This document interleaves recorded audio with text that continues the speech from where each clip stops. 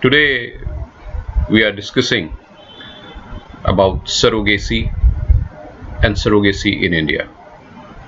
Now, before going into the legal aspect of surrogacy in India, I would like to explain what is surrogacy.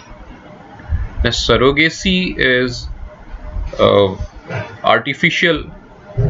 a method of creating artificial pregnancy by the intended in the womb of intended woman or intended surrogate. There are two types of surrogacy. One is gestational surrogacy, another is traditional surrogacy. Now, in gestational surrogacy, a surrogate is implanted with an embryo with IVF technology, and the resulting child, the child who will be born after this technology, will not be genetically related to the surrogate mother.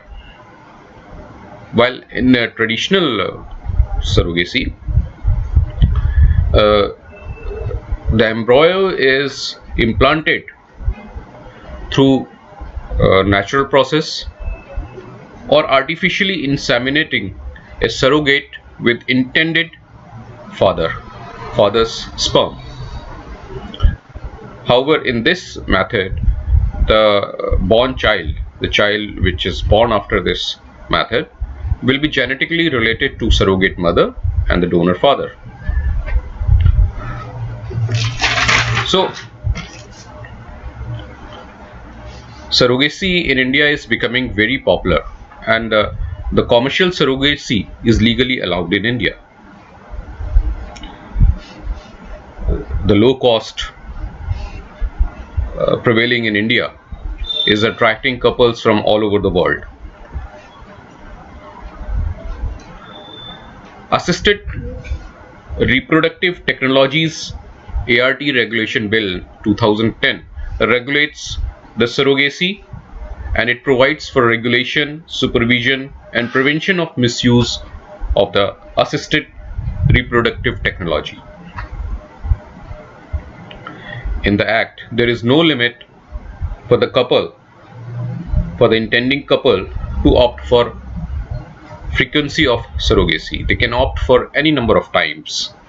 However, they cannot go for selection of sex of the intending child. And if they go for it, not only the parents, not only the intending couples, but the surrogate mother and the doctor who had helped them in selecting the sex will be severely punished. ART Act prohibits this sex selection of a child. ART legalizes commercial surrogacy by prescribing monetary compensation to the surrogate mother by the intending couple, so they can legally make the payment to the surrogate mother for the purposes. Now, what are the problems in surrogacy in India? Now, the problems are that the surrogate can claim the child as her own or enforce partial visitation or custodial rights. This is the legal problem. Surrogate husband in case of traditional surrogacy, or even in case of gestational surrogacy, where you are borrowing the sperm of some other person, the surrogate husband may claim the child under Section 112 under Section 112 of Indian Evidence Act.